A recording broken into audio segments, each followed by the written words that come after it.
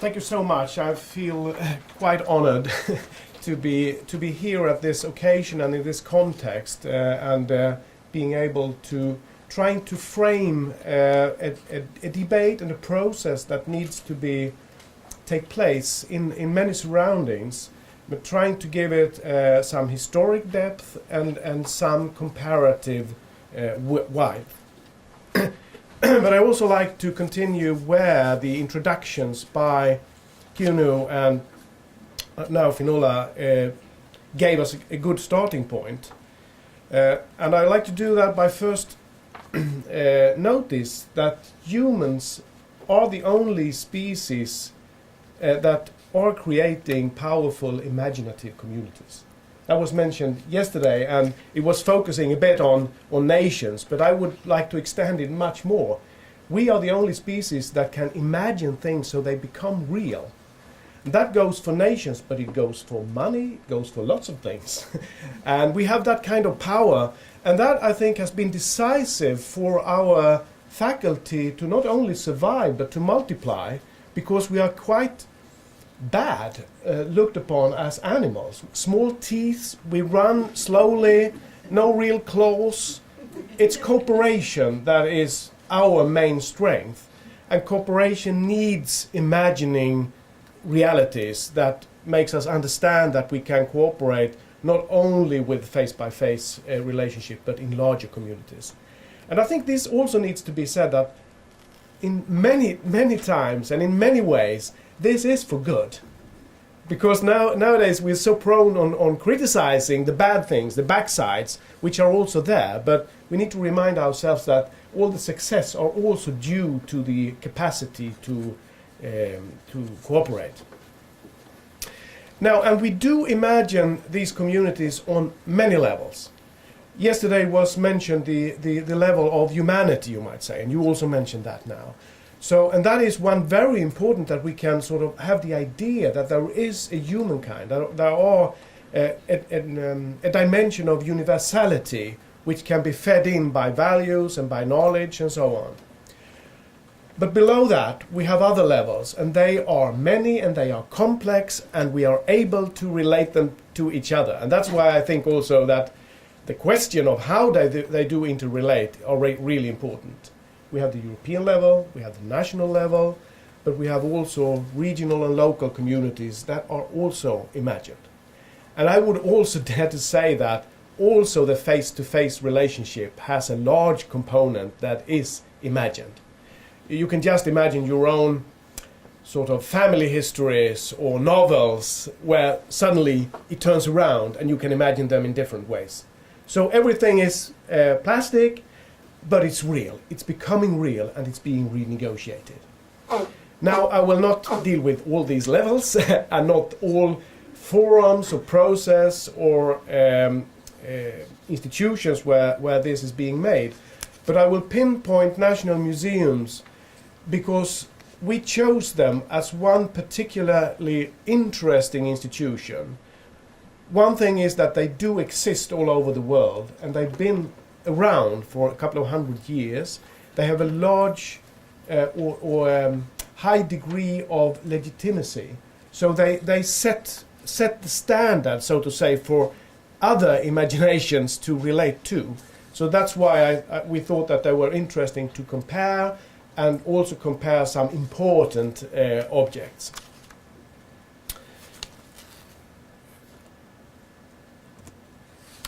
So like many people today, you start your research with some Googling, and this is an image Google of national museums at one point of the research. And they illustrate, I think, very well the presence of national museums around the world and their presence over time. So you'll find museums from the early 19th century, and they were created in an era of urgency. It was an era where the French Revolution and the Napoleonic Wars had shown that there was a way of organizing society which were successful and potentially a threat to the rest of Europe. They also showed the power of heritage, because Napoleon brought in, with a good sense of quality, all nice things from around Europe to the Louvre, and he changed that institution from a monarchical institution into a national institution. So he made a new story around that institution that was powerful. The rest of Europe learned, and there was a cry all over Europe, in all countries, we need a national museums, otherwise we would disappear. We need to articulate our specificity, and we need to mobilize citizens from being subjects to become identified with the nation, ready to pay taxes, ready to die for their nation. So it was not sort of an optional cultural policy idea, it was a matter of survival for the local communities and local elites around Europe. Successively, they were not invented in a vacuum. There were older traditions. There were the traditions which grow on empirical knowledge. The universities over Europe grew up around museums. That was the empirical object of knowledge were collected within the museums. Now there was this national dimension added with the Napoleonic, and later on there have been more dimensions added. Finola also mentioned that museums are also very important branding, and they are important for visiting and tourism industry. So there are additional goals added all over these 250 years. Now I will actually start with a conclusion to be safe that I get you to listen to that. All nations motivates their path through history by a combination of positive accomplishments and the successful overcoming of shortcomings and threats. All nations have what they claim to be unique histories of their path, but they have the same narrative logic. There is seldom a complete consensus on the narrative, and even less of values and lessons to be learned, but rather a struggle and negotiation of competing visions. Questions answered are if the major threats were and are poverty, violence, ignorance. Are the faults and merits mainly referred to as internal or external in their character? Are the goals set in terms of religious, communitarian or utilitarian ideals? Are the means to reach these science, democracy, unbounded individualism or collective mobilization? In the midst of everyday political battle and debates of public opinion, you have an election time coming up now, it might be hidden to what degree these arguments are founded in shared or diverging national narratives. It is not always obvious how different roads to the future is founded in different worldviews and interpretations of past trajectories and origins of the present situation. I will try to show, and I draw that from this. It was a very big research project, 8 universities, 50 researchers, 37 countries. So this 20 minutes shortcut through that material to make some contributions to the discussion here. I will try to show how the scene and setting for negotiating what I call cultural constitution, and that maybe is a term you haven't heard, because I invented it. The cultural constitution is then a sister to the political constitution, and it relates both to the idea of the state and the nation. So it's a negotiating space where it's both more continuous than the political constitution, because you can have a vote and a break and a new one. But the cultural constitution is negotiated all the time, but there is not that kind of clear breaks. You will find continuities, for example, in Germany from the 1850s up until today.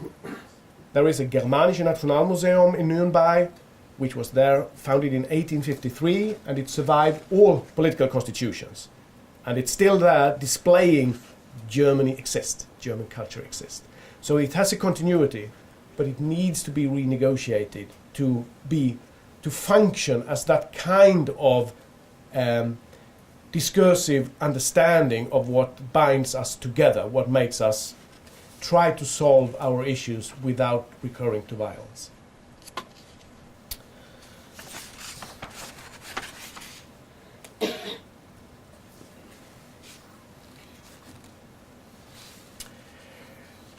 Now, how do we think about national museums? It's very easy to see a building or a collection in front of you. We try to look upon museums in a more functional way. The National Museum is these institutions, these debates, these processes that fulfill the definition that is written on the slide here.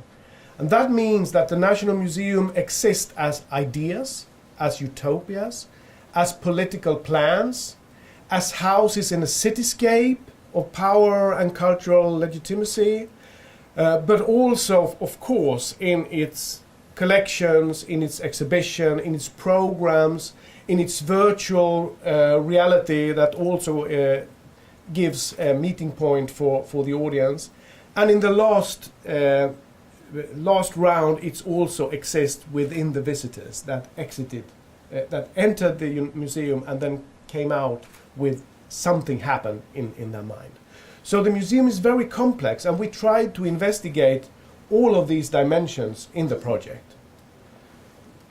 And to that, it's not one house, and it's not the house that is called National Museum, which might give some hope to Chester Beatty, because it's the one that fulfilled this function. So we might find national museums that are called National Museum, but they were not included in our investigation because they had no relevance. They had died, so to say, in their function as a national museum. And in others, we found that were not at all recognized as national museums.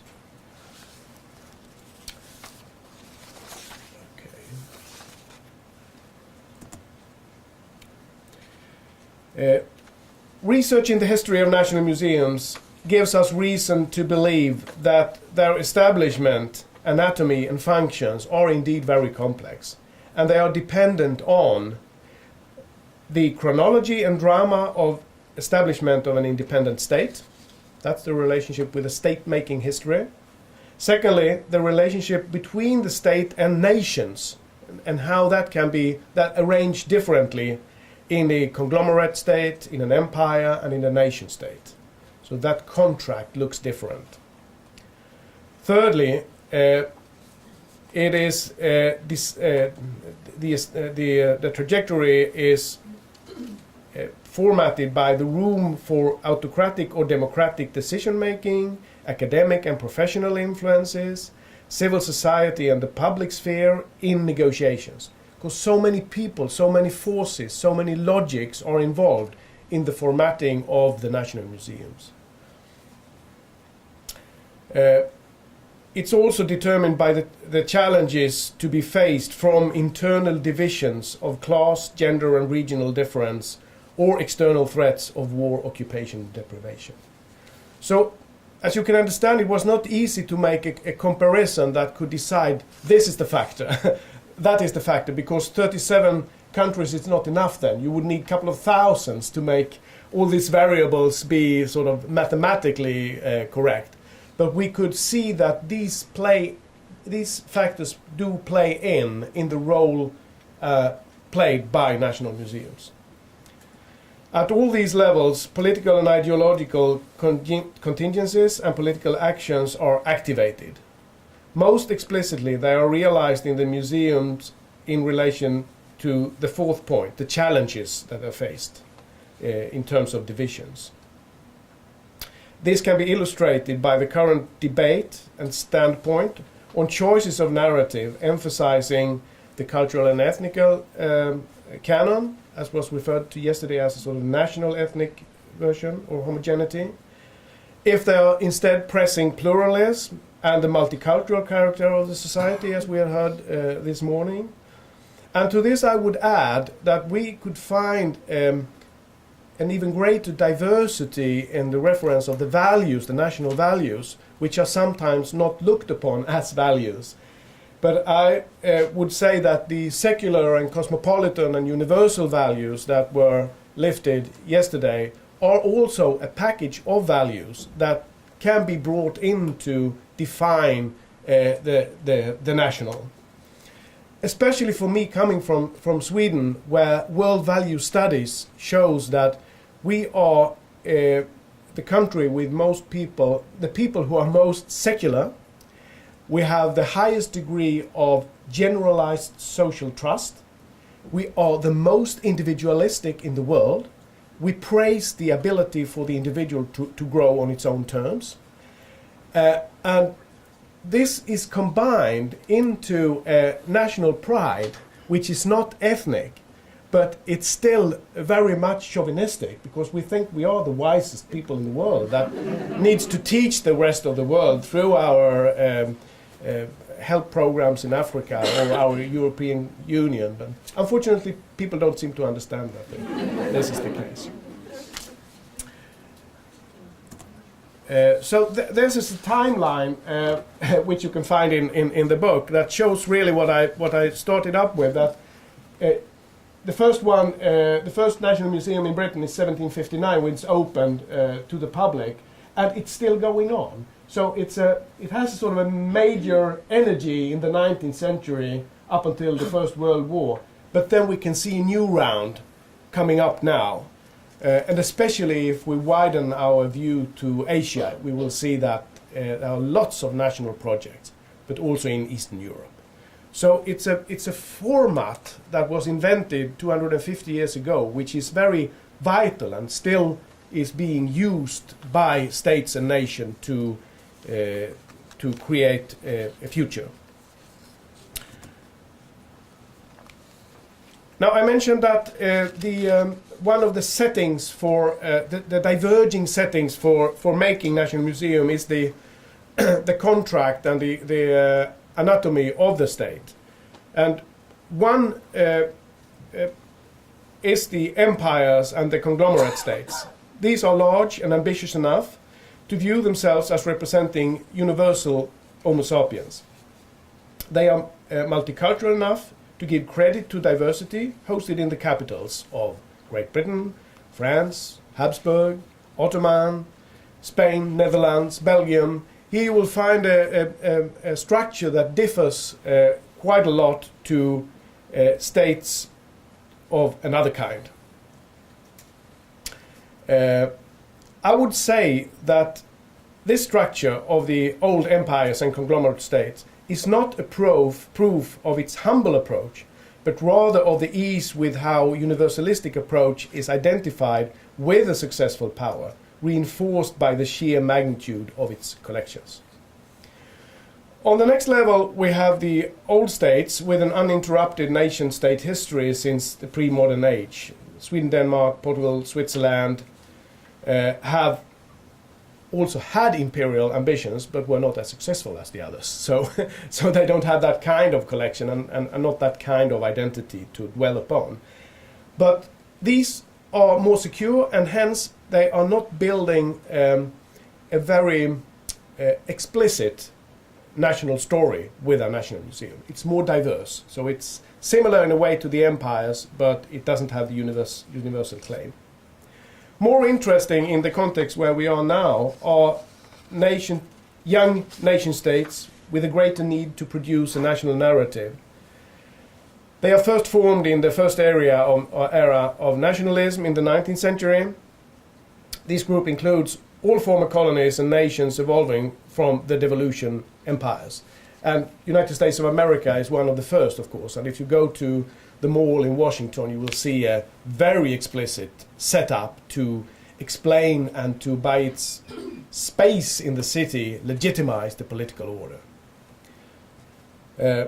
It is also clear that the ability or inability to work through several contentious aspects of the 20th century history hampers the development of dynamic trust between the civil society and state. And this cuts back to my sort of thesis of the importance of the cultural constitution. It has the potential of being important. Well, I correct myself. It's always important, but it's not guaranteed success. It is important if you like to avoid suppressing things that needs to be dealt with, but all countries are not equally successful in doing that. And let me just give one example, and I will not bring in Ireland. I'll leave that to you later today. I will instead take the the losing side in the Second World War and compare Germany with Italy, and where Germany, by its sheer position, had to deal with atrocities in a way that no other European country has done. And I think that's been very helpful for that country to create a stronger contract, you might say, between the societies, because it's a complex federal state, and the state. So they've been sort of a successful political and economically.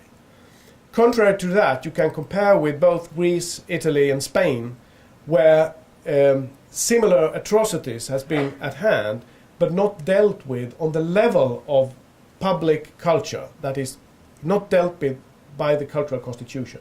It's been pushed backwards to novels, private memories, local history museum, etc. And that means that you get a lack of, you don't get that driving force in creating trust in society that a good working cultural constitution can do. We have, of course, a new wave of nation states formed in the 20th century, which work in another setting than in the 19th century. Asia, South Africa, the Balkans, Eastern Europe, with some peaceful secessions, like in Czechoslovakia to Czech and Slovakia. And here we find the most conscious and explicit plans, fed by the need to produce a coherent story of long trajectory, exactly because of its short actual history. This is one of the paradoxes, that if you have a short actual history as a state, you really need to anchor it in long time back and to the ground, very much into the archaeology and all that, to make it stand on its feet. But you also have to do it scientifically.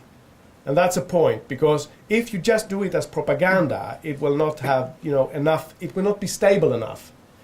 I'm an historian, and I think it's not a coincidence that scientific history was born in Germany at the same time as they tried to forge the country into one nation. And they needed that fundament. So there is not a contradiction between science and politics. Actually, if they know how to handle it, scientific proof that can be used for political measures is the best food actually for a political process, not propaganda. And you can compare with Balkans, where it all fell apart because Tito and his regime did not know how to merge these contributing states in an efficient way.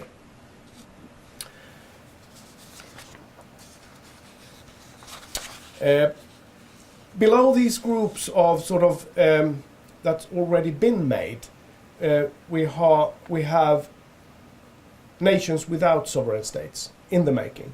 The Basque countries, Catalonia, Scotland, Wales, Sami people in the Nordic countries. So it's an ongoing process, and for each of this process you will find a demand on, a discussion on, how are we represented, where are we represented, who has the right to explain our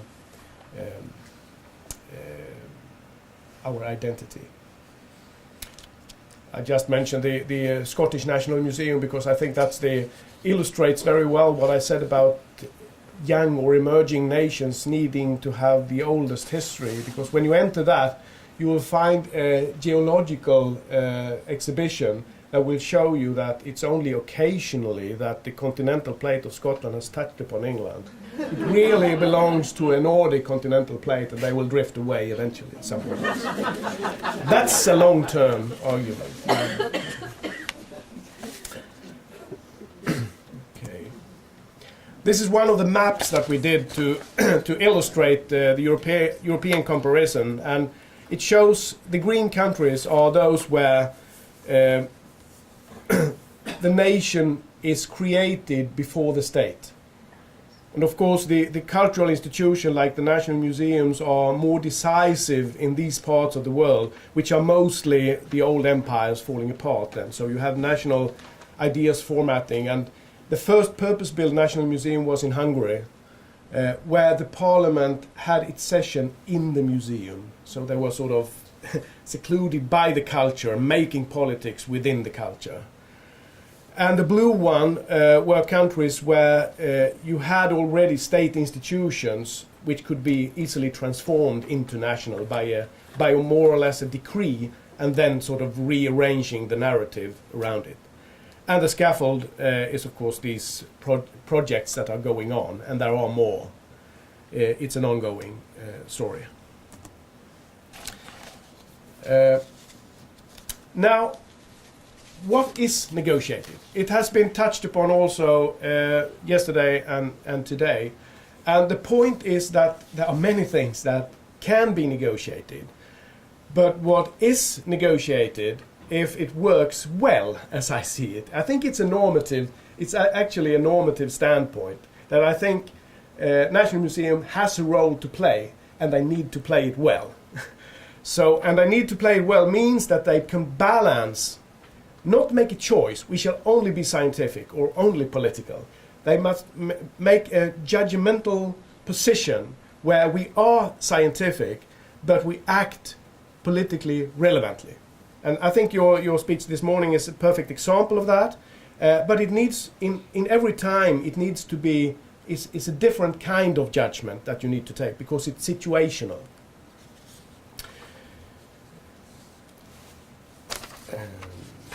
Let's see, I need to...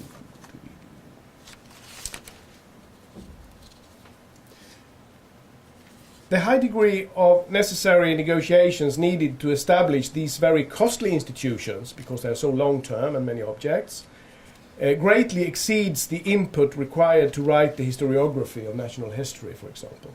The labor needed is greater because of its materiality, multidisciplinarity, and the need for so many professions and stakeholders to be involved and eventually agree on the outcome, at least enough satisfied.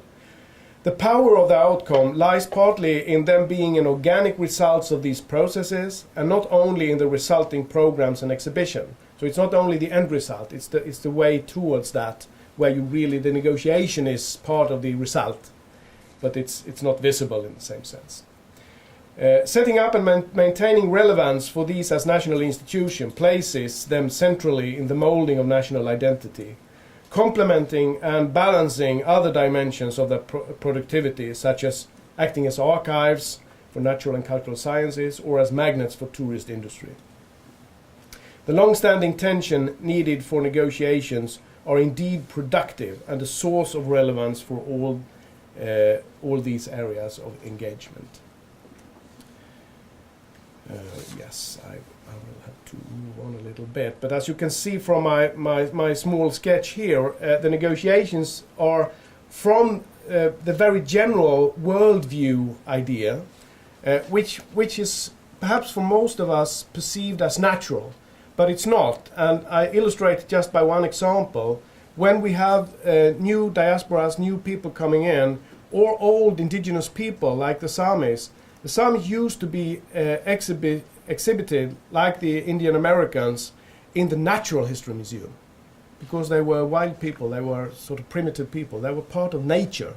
And then they might move up a little bit into handicraft or something, because they had some skills, we can exhibit that.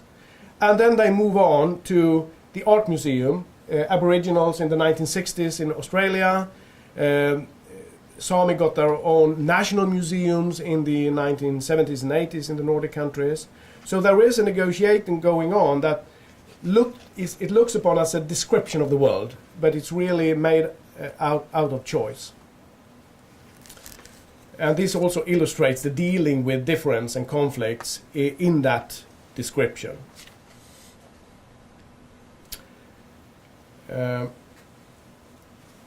This framework for negotiation might of course be applied to the case of Ireland, to feed a discussion on the role of cultural institutions as a more or less adequate cultural constitution for developing the nation. I reread Andy's text on Ireland, and then I think one could see that the proactivity in founding and developing a cultural foundation for the ascendancy in the 18th century seemed to be an adequate as the groundwork to transform the cultural establishment of the Irish Free State in the late 19th and early 20th century. But the lack of energy in the 1920s to the 1960s, I think, is in need for some more deliberation. Was that due only to poverty or more pressing material concerns, or also to the overwhelming complexity of differences and conflicts to deal with? The lack of cultural investments are similar to the one I can see in the Baltic states at the same time. New structures and investments have been made, especially in concert with EU and rising tourist economy from the 1980s, similarly in the Baltic states. Have the heritage of conflicts and difference been sufficiently worked through by the cultural institutions to feed both creative and sufficiently trusting political culture of Ireland? Now I'll move to my conclusion. But first I show you this sort of analytical setup of different ways to work through these negotiations that I mentioned. There are different ways of doing that, and the first one is the absolute dominant for museums. That is to show the current state of affairs as if there is no other way to understand the world. That is what most of the audience expect, and that is what they are given. So they are given sort of an unproblematic exposure of this is the world, this is what it looks like, ignoring conflicts and other possibilities. If that's not possible, the next one is what the European Union called uniting in diversity. What in Sweden was the first open air museum, where you could explore the difference of the country. You could show the difference of the country and show that people live in small houses and big houses, and they eat on silver and on wood. Isn't that lovely? We're all a nation, even though we have these differences. So that is orchestrating the diversity. And it's a very wise way of handling conflicts, but it also have, nearly always, it has a bid on change. Because what happened in Skansen, for example, the Open Air Museum, was that they put the agrarian culture on museum. That's where you belong. That's 1890. It was not self-evident, but there was a new economy coming up, and they said, we're grateful for what you did. You founded Sweden and all that. We come to you on Sunday and look at you, but stay there now.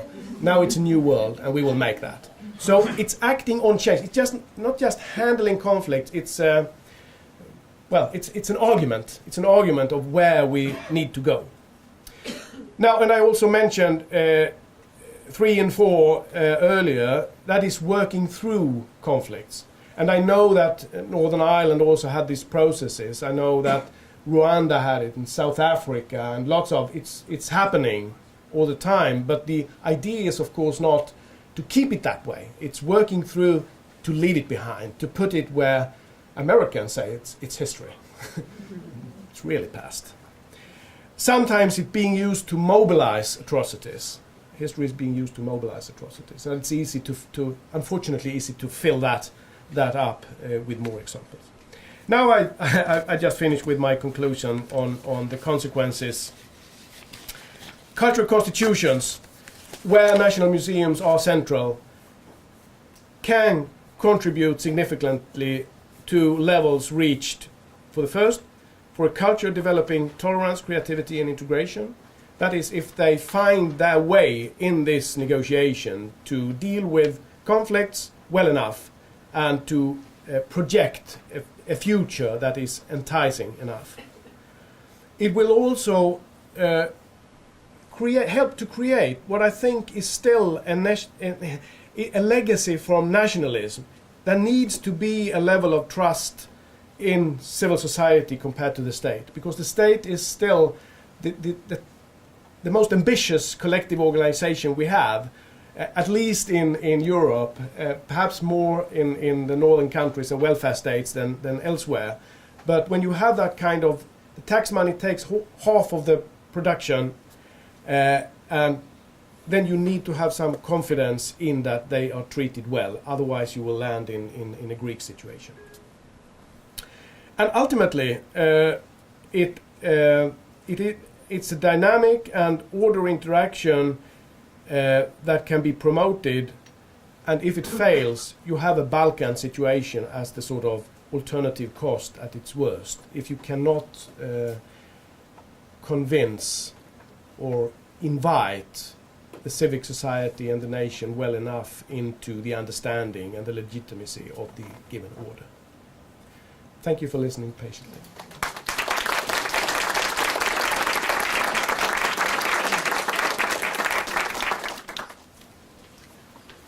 Are there any questions for at this stage for Peter? Oh, we do have questions. Great. You want to shout out, or we have a? We'll just shout out. Just there. Yeah, where is it? Can you see it? Oh, great. Do I just turn this on? Barbara and Alan. Sorry, who was the first? That was very interesting, thank you. And the analysis of strategic museums, a strategic analysis of how they came about and how they negotiated different sorts of agendas, I find very fascinating. I'm also conscious of the difference between Europe and the West with the rest of the world, because many of these issues, for various reasons, need to be handled in very different ways. I'm just wondering if you've thought about ways of linking East and West, or North and South together. And one that strikes me in particular is actually a nation, and therefore national museums, which are made primarily from immigrant cultures, where there is no national archaeology, or it's such a minority it's been nearly forgotten.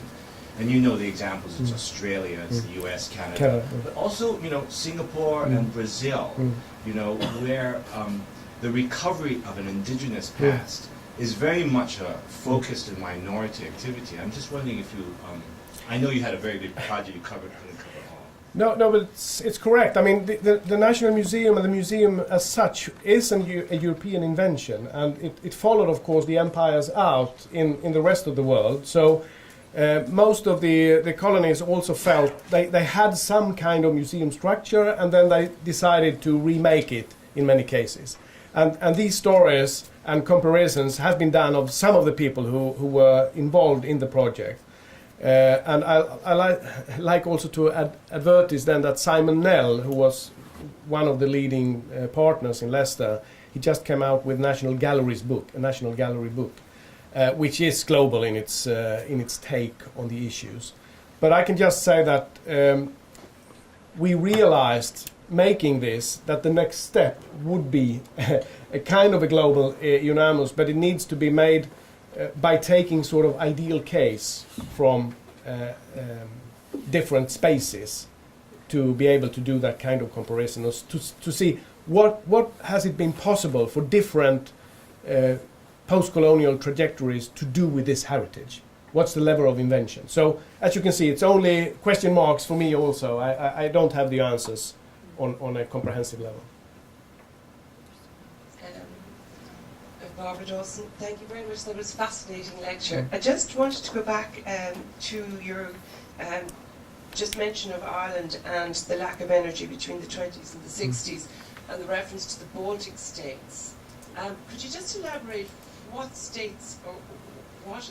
It's just because in Ireland at the stage, it's talking about a national identity, of course, was the birth of modern Ireland. It was emerging into a nation state, and all of whatever comes with that.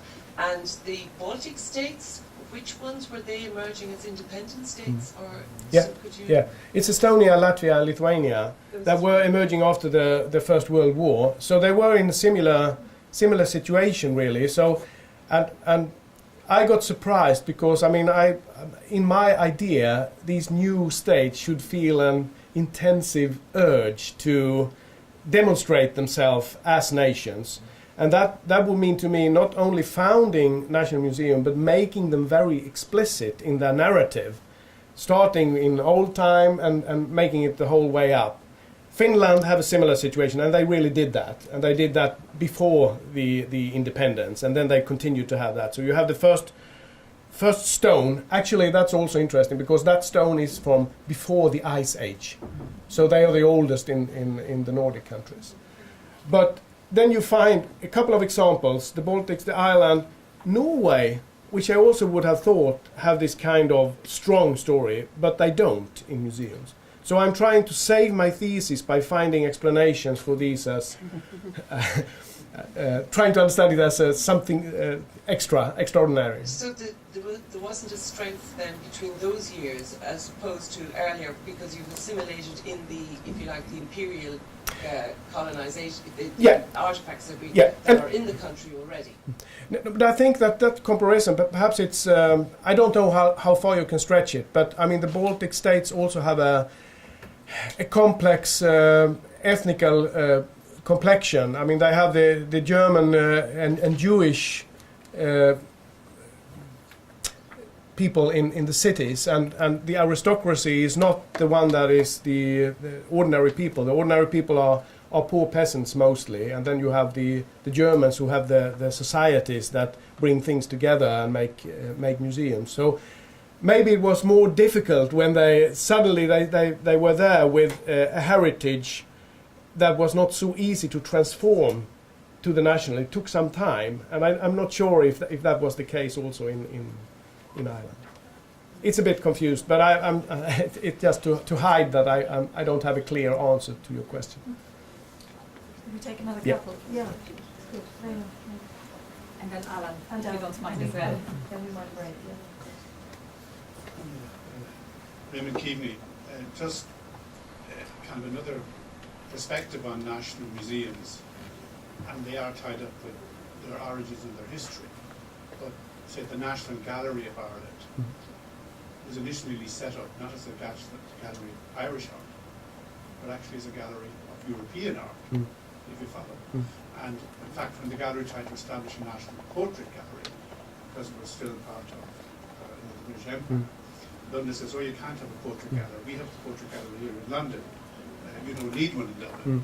And you have those kind of extraordinary kind of tensions between, you know, what you're allowed to do at a certain time to define what is a national institution. But the other thing is, national institutions has not only been a window for the world to come and see a nation, but it's also a window for the nation to see the world, like the British Museum in a sense is. And that kind of dual role and the complexity of the role in being national but being international, being multidimensional as well as being mono-focused. It's true, and I think that was one of the really good thing with our project. It was that we did not only do galleries or archaeology or whatever, but we could look at the complexity, because the national story is built both. It has dimensions of nature, of archaeology, of history, and of art.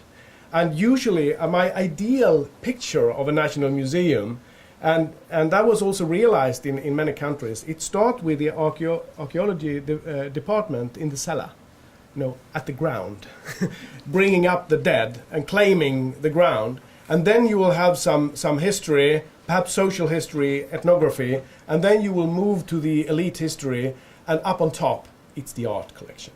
And that is to show also a valuation of the highest production of civility and culture on top. So it's a communication of values. It's also a showcase to the global market, to the competition between nations. And the art galleries that we have been listening to here are very interesting, because I think they are continuing the sort of universalistic argumentation and practice more strongly than many of the historical. So that makes them an interesting negotiating ground for a more global society. I think it's not a coincidence that we are here having this seminar. We have one last question. Jim. Thank you. Alan Kerwin. I noticed that you showed, I believe, a slide of the Arts and History Museum in Brussels, and at one point, and of course Belgium is, as a federal state, the complexities of Belgium is unbelievable. They don't actually have a national museum, and I just wanted, my question really goes back to your concept of the cultural constitution. Can this, and does it work, and is it seen as legitimate in nations where you don't have an obvious national institution, and can that be carried forward in federated states with other institutions? I think the structure is a sign of how far the negotiation of Belgium has come or not come. I mean, it's not only that they don't have a national museum, often they don't have a government because they haven't negotiated even the political level. So it reflects that. And I think Norway is also interesting in that sense because it can also have to do with the narrative of the nation.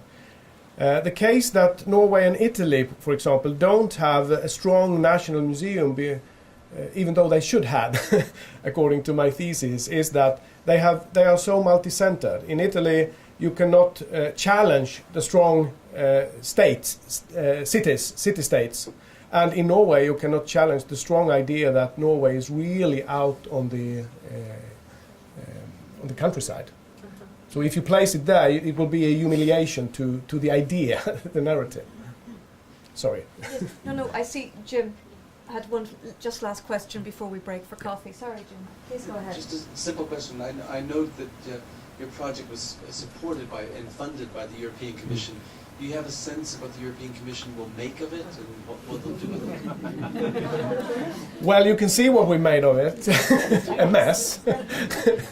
No, but it's interesting because this is also, I mean, the European level has started to build the cultural policy since the 1990s. And I think that this project, commissioning of this project within a theme that deals with identity and European values is of course a sign of an ambition of EU to look not only into practical and pragmatic free trade issues, but also to understand the negotiation between national identity and European identity. And the results from our project, I think, was disappointing in one sense, that if museum is a European heritage, it is a European format, all it's used for is to communicate national values.